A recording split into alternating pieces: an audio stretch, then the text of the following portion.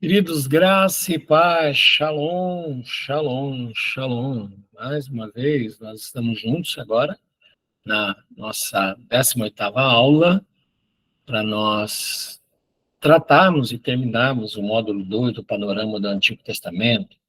A gente já observou, já estudamos o Pentateuco, os históricos, os poéticos, os profetas maiores e já estudamos 9 profetas menores, faltando agora nós tratarmos com os profetas menores que tratam do pós-cativeiro. Nesse caso é o pós-cativeiro babilônico, porque não teve pós-cativeiro assírio, né?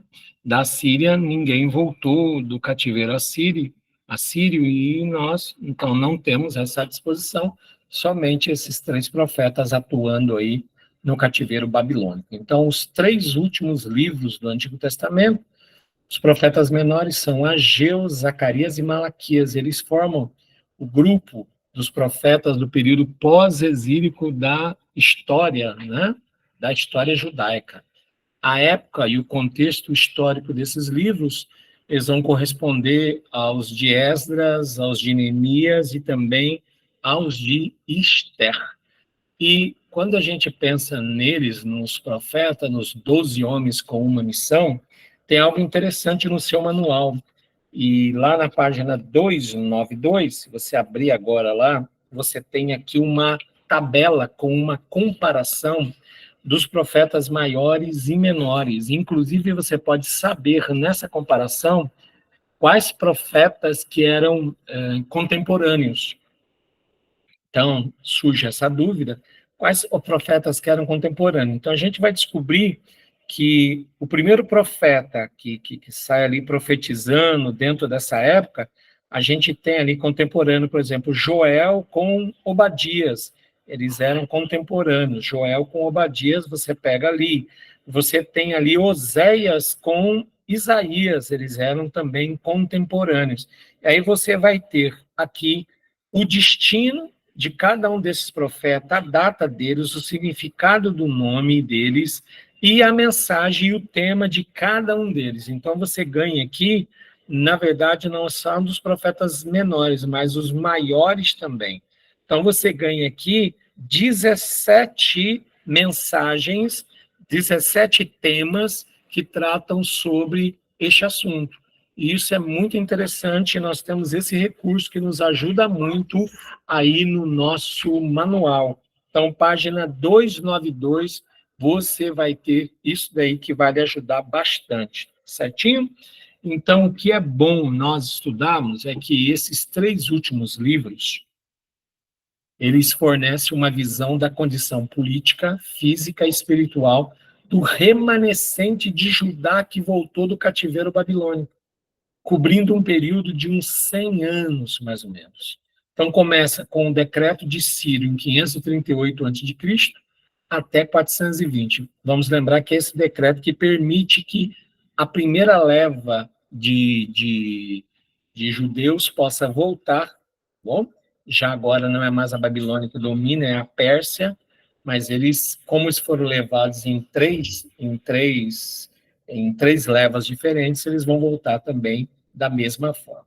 Então, vamos tratar do profeta Ageu. Você encontra na página 275, o profeta Ageu. Em hebraico, o nome dele é Hagai. Hagai, que significa festa ou festivo. Ele foi profeta chamado pelo Senhor para profetizar e encorajar o povo no propósito de edificar o templo. Então, a gente vê lá no capítulo 1, no versículo 13, então Ageu, o mensageiro do Senhor, trouxe essa mensagem do Senhor para o povo. Eu estou com vocês, declara o Senhor. Vamos pensar, queridos, que o exílio babilônico já havia terminado 18 anos antes. Então, quando Ageu está falando aqui, 18 anos já tinham se passado. E o povo que tinha voltado e demonstrado tanto interesse, a ponto de levantar os alicerces do templo, foi pouco a pouco perdendo este interesse pelo trabalho que eles vieram fazer em Jerusalém, conforme o decreto de Ciro, até que chegou a desprezar completamente. O que dizia o decreto de Ciro? Vamos recordar? Em Esdras 1, 2, 3, capítulo 1, versículos 2 e 3, diz assim: assim diz Ciro, rei da Pérsia: o Senhor, o Deus do céu, Deus deu-me todos os reinos da terra e designou-me para construir um templo para ele em Jerusalém de Judá. Qualquer do seu povo que esteja entre vocês, que o seu Deus esteja com ele, que vá a Jerusalém de Judá reconstruir o templo do Senhor, o Deus de Israel, o Deus que em Jerusalém tem a sua morada. A pergunta é, por que o povo de Deus estava desprezando a reconstrução do templo do Senhor? Um dos motivos era que os judeus não sentiam falta do templo, porque eles estavam acostumados a adorarem a Deus na Babilônia, independente de um santuário. É por isso que o ministério profético, tanto de Ageu, como o próximo profeta a ser estudado, Zacarias, esse ministério profético deles estabeleceu, os ministérios proféticos estabeleceram o impulso necessário para a reconstrução do templo. Esdras fala sobre isso e diz assim: ora, os profetas Ageu e Zacarias, descendentes de Ido, aqui o descendente de Ido é o Zacarias, profetizaram aos judeus de Judá e de Jerusalém em nome do Deus de Israel que estava sobre eles. Então, vamos observar a estrutura do livro de Ageu, página 275. Você percebe que o livro aí tem 4 divisões, bom, apenas 2 capítulos, mais 4 divisões, para a gente poder tratar. E ali nós temos 4 mensagens ou 4 temas diferentes. O primeiro é a repreensão, ou a exortação. Dentro do capítulo 1, de 1 a 15, essa é a primeira divisão no livro. Por quê? É a primeira mensagem proferida por Ageu. E Ageu repreendeu o povo de Deus por esquecer o templo do Senhor. Por quê? O remanescente de Judá, que havia voltado a Jerusalém por volta de 536 a.C., eles colocaram os alicerces no templo, começaram a reconstruir, mas quando surgiram dificuldades e oposição, a obra de reedificação do templo ficou parada, pasmem, por mais de 15 anos. E por que isso? O segundo motivo para isso era que o povo havia concluído que talvez não fosse vontade de Deus, ou que a época de reconstrução não era aquela, uma vez que haviam encontrado muitos obstáculos. Por isso a necessidade de repreensão. E Ageu repreende falando assim diz o Senhor dos Exércitos: esse povo afirma, ainda não chegou o tempo de reconstruir a casa do Senhor. Por isso a palavra do Senhor veio novamente por meio do profeta Ageu: a casa é tempo de vocês morarem em casas de fino acabamento, enquanto a minha casa continua destruída? Então percebam, através da pregação de Ageu, o povo foi repreendido por Deus por trabalhar na reconstrução das suas casas e negligenciar o templo de Deus. E por que era tão importante reconstruir o templo? Porque o foco do povo seria a adoração a Deus. Se o povo continuasse agindo daquela maneira, com descaso para com a casa de Deus, eles buscariam apenas seus próprios interesses. Por isso, em 1, 10 e 11, diz assim: por isso, por causa de vocês, o céu reteve o orvalho e a terra deixou de dar o seu fruto. Provoquei uma seca nos campos e nos montes que atingiu o trigo, o vinho, o azeite e tudo mais que a terra produz, e também os homens e o gado. O trabalho das mãos de vocês foi prejudicado.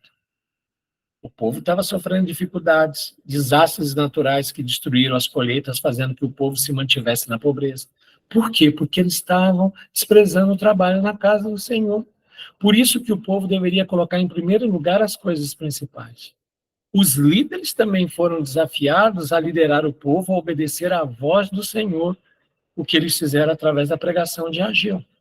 Zorobabel, filho de Sealtiel, o sumo sacerdote Josué, filho de Josadac, e todo o restante do povo obedeceram à voz do Senhor, o seu Deus, por causa das palavras do profeta Ageu, a quem o Senhor, o seu Deus, enviara, e o povo temeu ao Senhor. Isso leva ao encorajamento. Segundo a divisão do livro, Ageu encorajou o povo a trabalhar sem medo, porque Deus estava com eles, como havia estado no passado. Coragem, Zorobabel, declara o Senhor. Coragem, sumo sacerdote Josué, filho de Josadac. Coragem ao trabalho, ao povo da terra, declara o Senhor, porque eu estou com vocês, declara o Senhor dos Exércitos. Ainda no 2:5, esta é a aliança que fiz com vocês quando vocês saíram do Egito. Meu espírito está entre vocês, não tenham medo. Então, a restauração do templo durante aquele período era apenas uma previsão parcial da verdadeira restauração que Deus futuramente realizaria no povo dele, como Deus havia prometido. Enquanto a glória desse templo, que estava sendo reconstruído por Zorobabel, não se comparava com a daquele edificado por Salomão, a glória do templo do reino milenar será ainda maior que a do templo de Salomão. E é isso que algumas pessoas colocam aí e usam muito esse verso, né? Em muitas reformas de igreja, diz: a glória desse novo templo será maior que do antigo, diz o Senhor dos Exércitos. Nesse lugar estabelecerei a paz, declara o Senhor dos Exércitos. Está falando do templo que será reconstruído no reino milenar. Aí vem as bênçãos. Terceira divisão do livro, Ageu desafiou o povo a obedecer a aliança, com a firme esperança de que o Senhor daria bênção sobre as suas vidas. A partir de hoje, dia 24 do 9º mês, atente para o dia em que os fundamentos do templo do Senhor foram lançados. Reconsiderem, ainda alguma semente no celeiro? Até hoje a videira, a figueira, a romeira e a oliveira não têm dado fruto, mas de hoje em diante abençoarei vocês. Então, um novo fundamento faria toda a diferença e daquele momento em diante a obra do Senhor seria abençoada. Então, irmãos, o reavivamento foi marcado aqui, foi um reavivamento, por uma cerimônia que estabelecia o lançamento de uma nova pedra fundamental do templo. E lá em Esdras 3:11 fala sobre esse momento. Com louvor e ações de graças cantaram responsivamente ao Senhor. Ele é bom, seu amor Israel dura para sempre. Todo o povo louvou o Senhor em alta voz, pois haviam sido lançados os alicerces do templo do Senhor. Isso conduz à última e quarta e última divisão do livro, que é a esperança. Na quarta divisão do livro, aqui no capítulo 2, de 20 a 23, Ageu mostrou que sempre existirá motivo de esperança, uma vez que o reino de Deus, ao final, vai prevalecer sobre todos os reinos da terra. A palavra do Senhor veio a Ageu pela segunda vez no dia 24 do 9º mês. Diga a Zorobabel, governador de Judá, que eu farei tremer o céu e a terra. Derrubarei tronos e destruirei o poder dos reinos estrangeiros. Por isso que o povo precisaria se reunir em volta de Zorobabel, o servo escolhido por Deus, e terminar a tarefa. E diz assim, Ageu 2:23, naquele dia, declara o Senhor dos Exércitos, eu tomarei meu servo Zorobabel, filho de Sealtiel, declara o Senhor, e farei de você um anel de selar, porque eu tenho escolhido, declara o Senhor dos Exércitos. Então, irmãos, o livro, ele tem esse viés, o livro de Ageu. Porque Zorobabel, ele era o representante da linha real, ou da linhagem real de Davi, que era o sucessor, né? Ele seria o sucessor de Davi. Ele não era rei, mas ele era um representante da linhagem. Ao mesmo tempo, ele era um tipo do Messias, que governaria sobre os reinos como rei. Como ele apontava para o Messias, ele foi incluído nas duas genealogias de Jesus Cristo, algo que você vai observar quando nós estudarmos lá o Novo Testamento.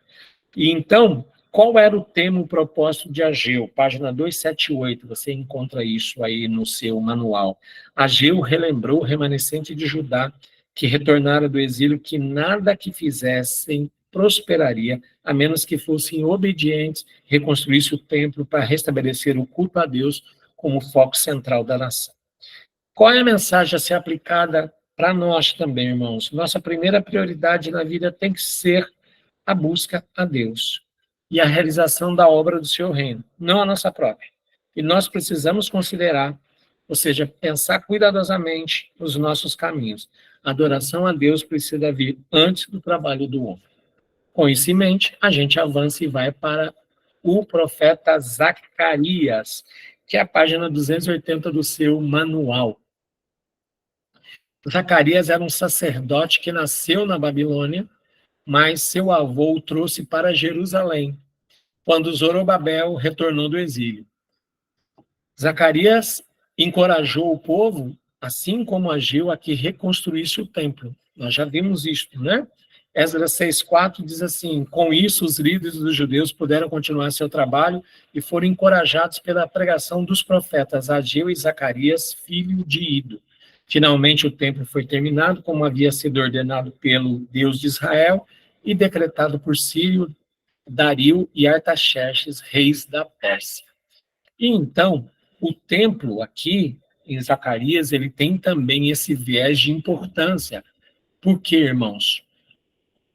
Porque quando eles observavam, e nós observamos Zacarias, nós temos uma mensagem voltada para o povo, naquele momento, para aquela ideia de Judá, para a volta do cativeiro, mas também Zacarias olharia para as outras nações.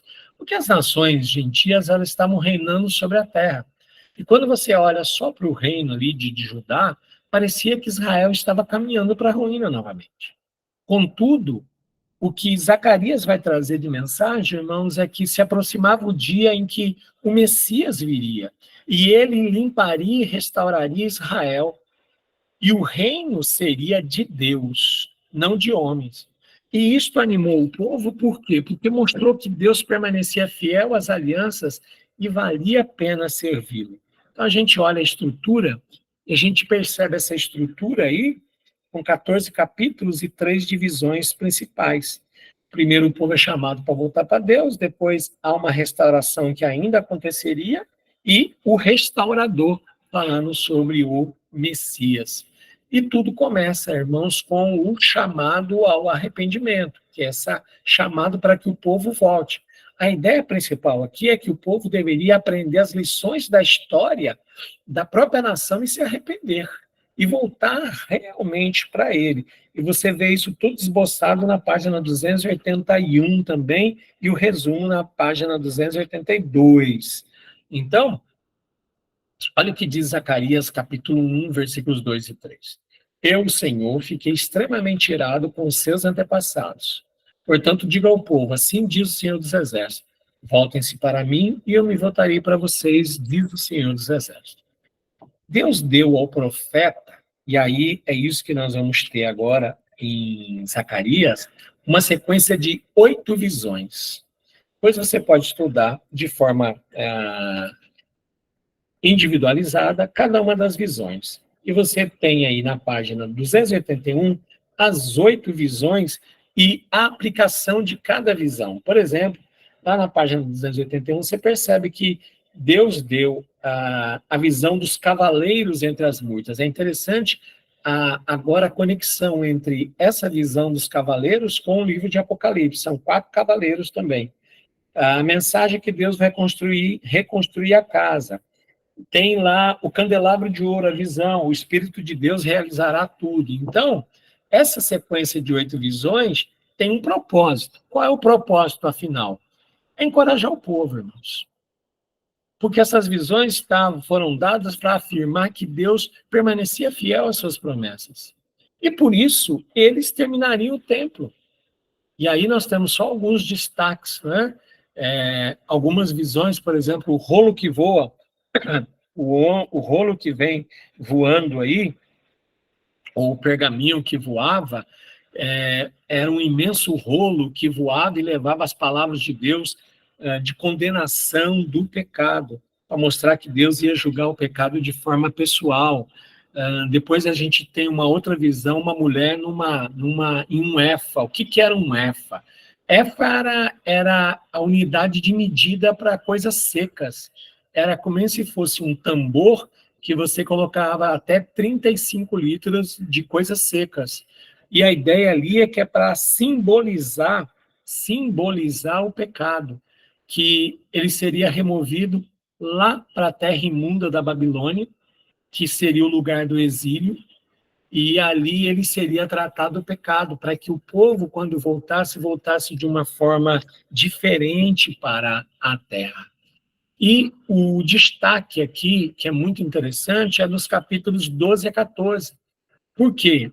Aqui nós temos o julgamento de Israel, de 12 a 14. E 3 coisas se destacam, irmãos. Primeiro, o reconhecimento do Messias rejeitado.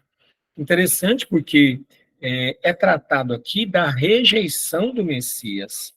O restaurador, ele seria rejeitado. É por isso que tem 2 vindas do Messias, né? O primeiro e o segundo advento. No primeiro, o Messias viria e seria rejeitado, e Zacarias que diz que ele seria traído por 30 moedas de prata, que seriam arremessadas depois lá no templo, tá bom?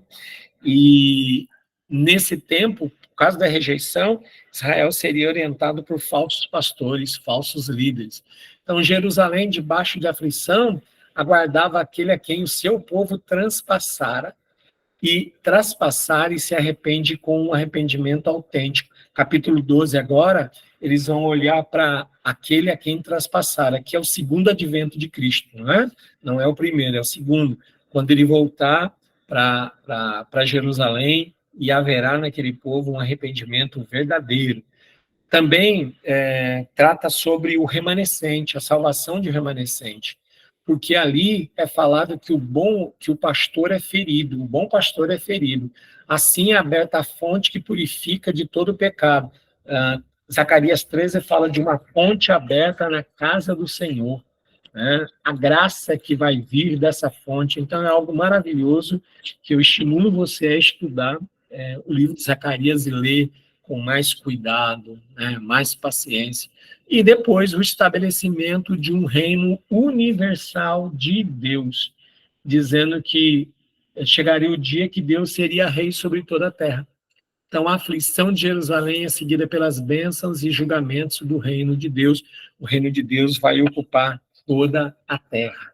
Então, com esse viés, a gente pensa no tema e na mensagem a ser aplicada pelo livro de Zacarias. Zacarias profetizou que Deus, através do Messias, haveria por fim de cumprir todas as suas promessas ao seu povo, quando Cristo voltar para remover o pecado, restaurar a glória do reino e governar como Rei dos Reis e Senhor dos Senhores.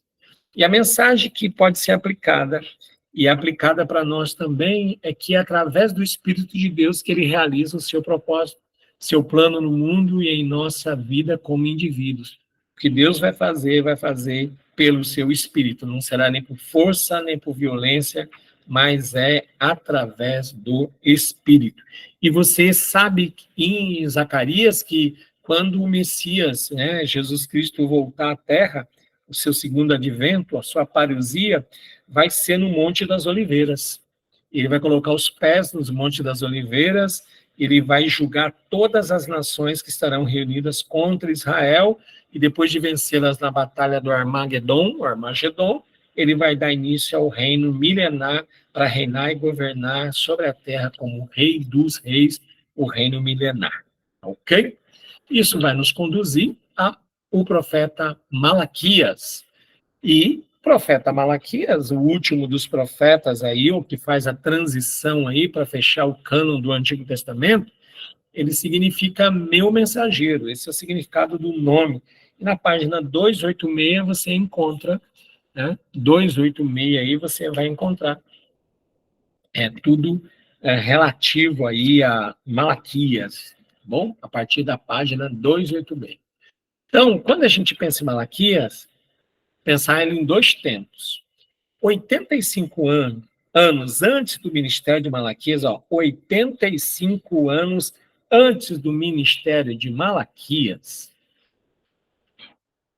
mais ou menos 520 a.C., os judeus terminaram de reconstruir o templo. A gente viu tanto Ageu quanto Zacarias falando e animando o povo. A construção terminou. E aí, o que os judeus fizeram? Eles terminaram de reconstruir o templo. Eles estavam sacrificando novamente Jerusalém? Sim, estavam.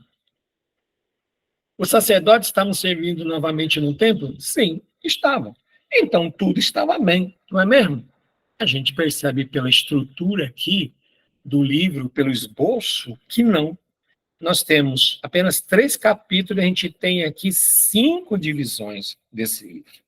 E o que é interessante aí é que a gente, quando chega aqui em Malaquias, sabe que 15 anos antes, agora a gente foi lá em 85 anos antes, olhou, vamos olhar 15 anos antes. 447, tá bom? Mais ou menos antes de Cristo. Neemias chegou em Jerusalém e, sob a liderança dele, o povo reconstruiu os muros de Jerusalém. Então, templo reconstruído, muro reconstruído.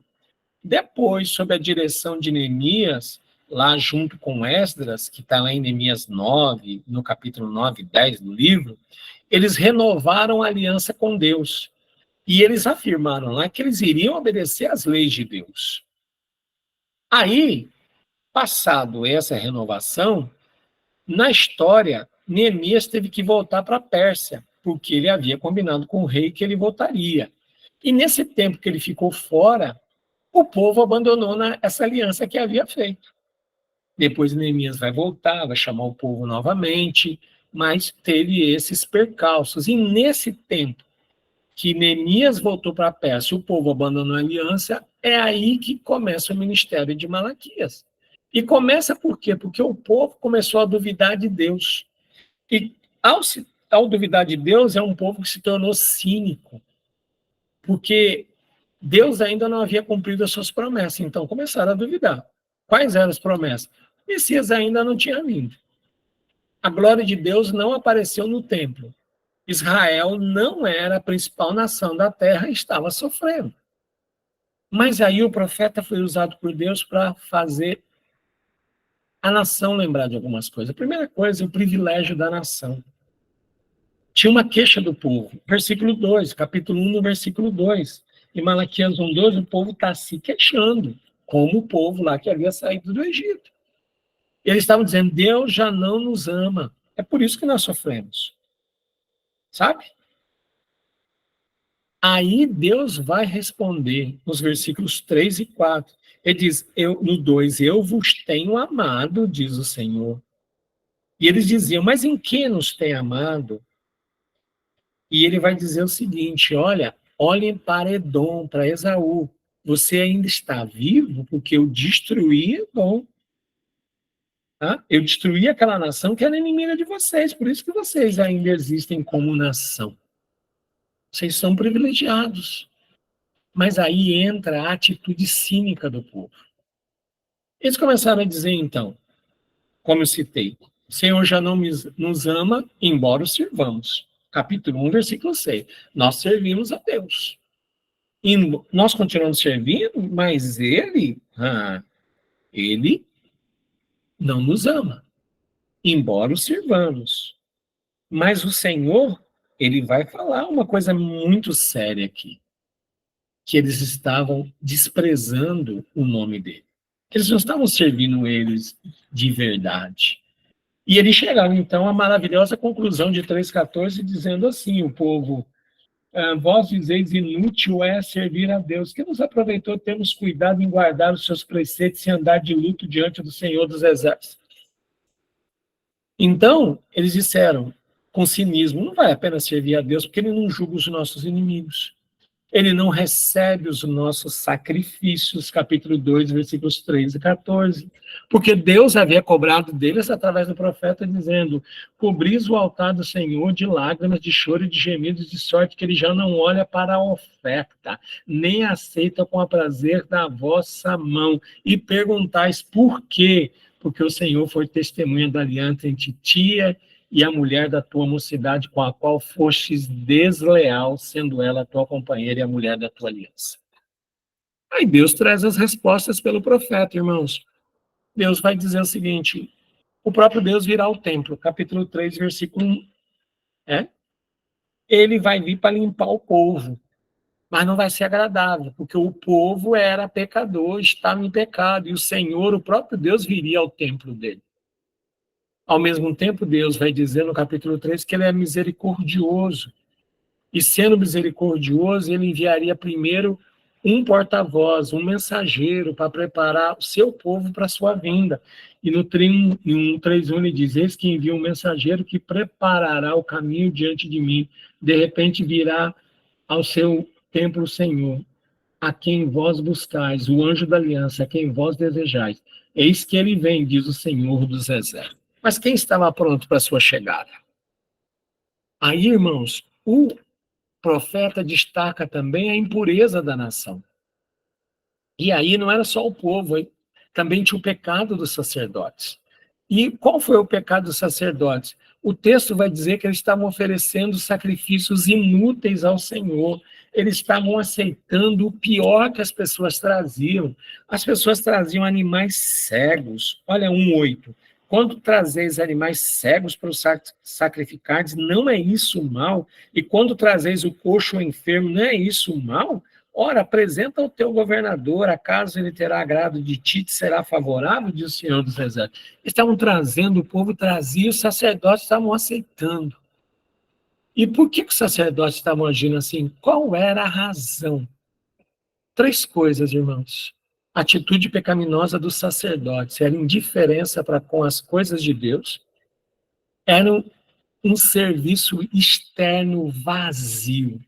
Eles estavam servindo, mas eles estavam fazendo como ritual apenas, nem pensava, para eles era indiferente.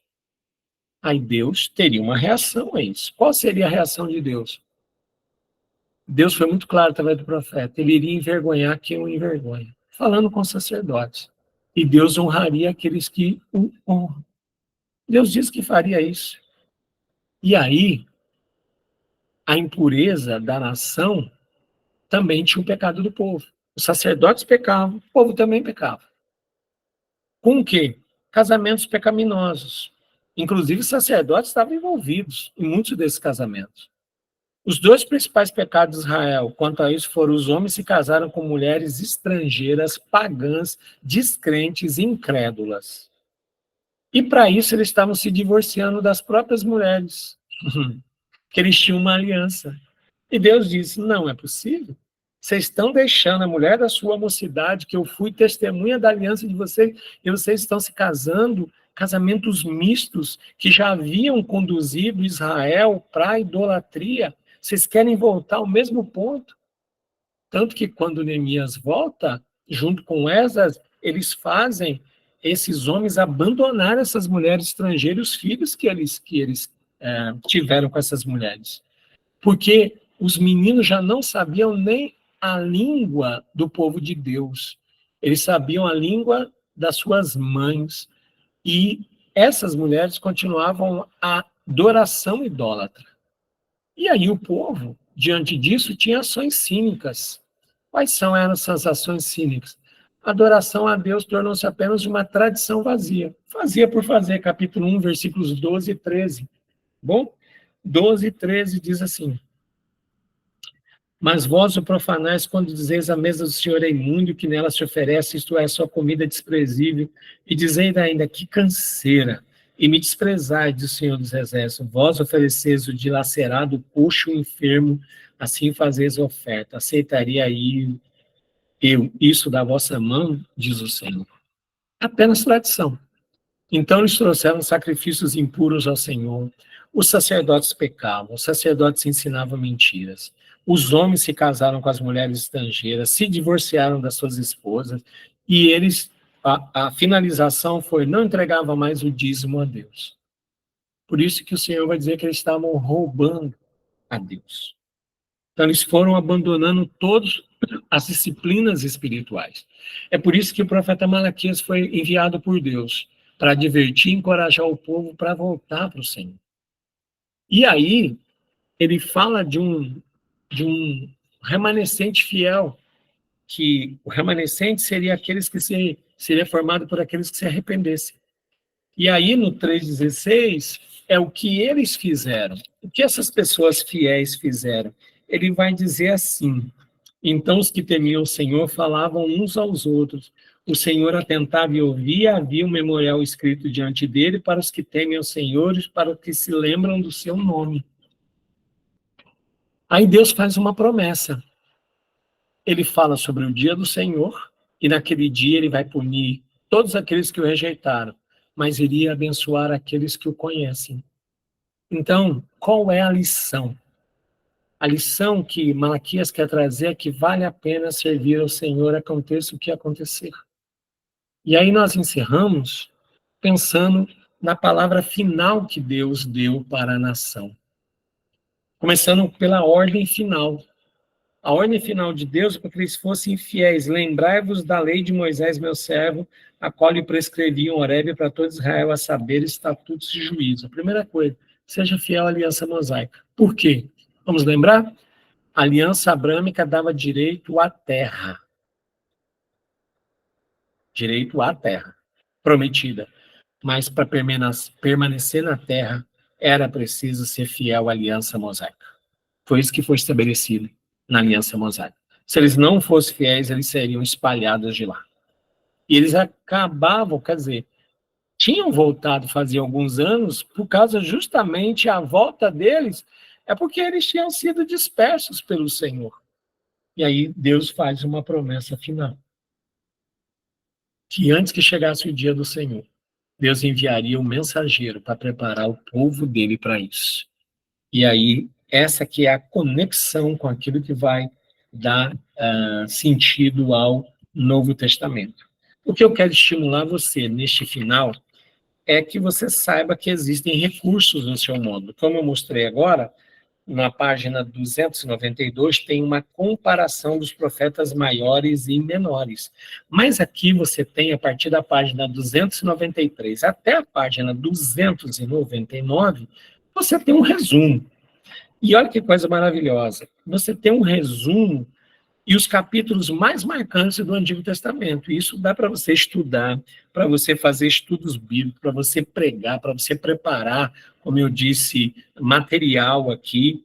E começa de Gênesis e vai até onde nós estudamos agora, Malaquias.